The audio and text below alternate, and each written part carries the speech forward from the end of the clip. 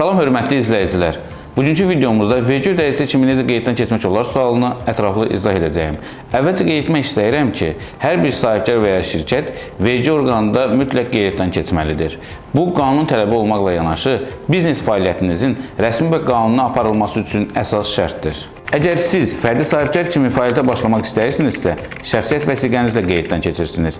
Əgər məhdud məsuliyyətli cəmiyyət qurursunuzsa, bu zaman nizamnamə hazırlanır, təhsis sənədləri toplanır və məhdud məsuliyyətli cəmiyyət qeyddən keçirilir. Əgər ƏDV ödəyicisi olmaq istəyirsinizsə və ya bu məcburidirsə, o zaman əlavə olaraq ƏDV qeydiyyatından keçməlisiniz. Qeydiyyatdan sonra əsas məqam vergi bəyannamələrinin düzgün hazırlanması və vaxtında təqdim olunmasıdır. Vergi bəyannamələrinin vaxtında təqdim olunması və gəlir və xərclərin uçotunun aparılması mütləqdir. Unutmayın, düzgün vergi qeydiyyatı və uçotu gələcəkdə cərimə və problemlərin qarşısını alır.